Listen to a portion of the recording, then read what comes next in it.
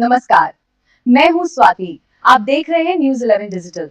आइए रुक करते हैं आज की बड़ी खबर की।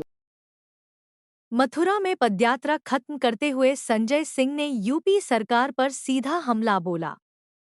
उन्होंने कहा, 18 साल से ऊपर हर युवा को नौकरी मिले और अगर नौकरी नहीं दे सकते तो हर महीने 10,000 रुपए भत्ता दिया जाए। साथ ही उन्होंने नफरत की राजनीति पर भी सवाल उठाए। हमने सोचा प्रधानमंत्री स्कूल की बात करेंगे, प्रधानमंत्री अस्पताल की बात करेंगे, प्रधानमंत्री काले धन की बात करेंगे, प्रधानमंत्री रुपया क्यों कमजोर हो रहा है इसकी बात करेंगे। हमने सोचा प्रधानमंत्री हिंदुस्तान में डिजिटल इंडिया की कामयाबी की बात करेंगे, मेक इन इंडिया के बारे में बताएंगे, आत्मनिर्भर भारत के बारे में बताएंगे, अरे कम से कम स्वदेशी के बारे में तो बताएंगे। लेकिन भारत का प्रधानमंत्री इतना कमजोर, इतना लाचार और मानसिक रूप से दिवालियेपन का शिकार है कि प्रधानमंत्री सभा में कह रहे हैं केरला फाइल्स के नाम पे वोट दे दे बाबा। किसके नाम पे? कश्मीर फाइल्स के नाम पे वोट दे दे बाबा। अरे केरला फाइल्स कश्मीर फाइल्स नहीं बनती तो धुरंधर 2 के नाम पर वोट दे दे बाबा। प्रधानमंत्री स्कूल के नाम पर वोट नहीं मांगते, प्रधानमंत्री अस्पताल के नाम पर वोट नहीं मांगते, प्रधानमंत्री रुपया क्यों कमजोर हो रहा है ये बताने के लिए नहीं तैयार होते, किसानों की आमदनी दोगुना क्यों नहीं हुई इसके बारे में नहीं बताते और वोट नहीं मांगते। प्रधानमंत्री क्या कह रहे हैं?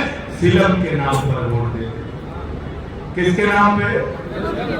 फिल्म के नाम पे वोट दे रहे।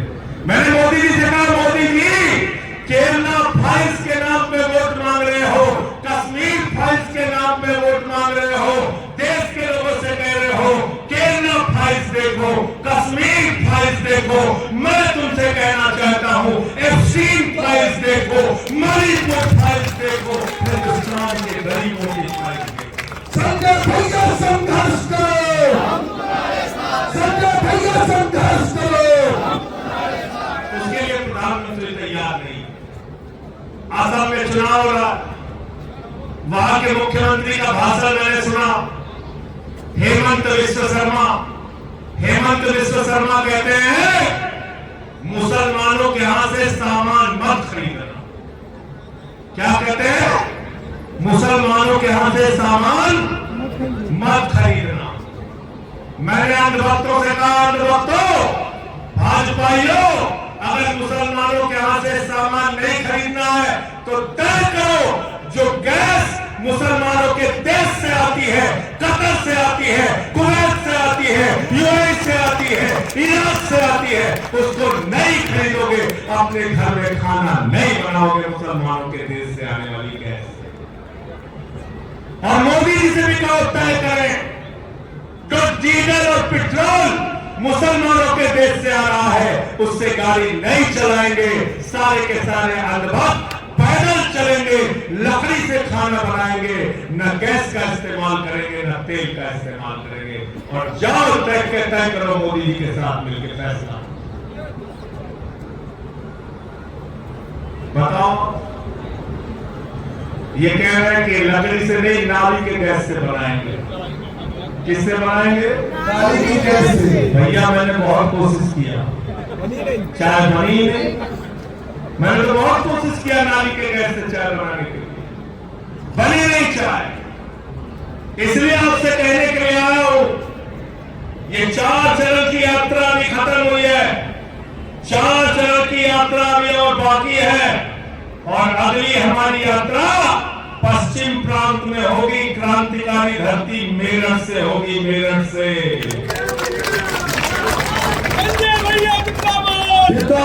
पूरे प्रदेश के लोगों को मैं आह्वान कर रहा हूँ, किसानों का आह्वान कर रहा हूँ, नौजवानों का आह्वान कर रहा हूँ, बुजुर्गों का आह्वान कर रहा हूँ, माताओं बहनों का आह्वान कर रहा हूँ, मेरठ पहुंच जाना।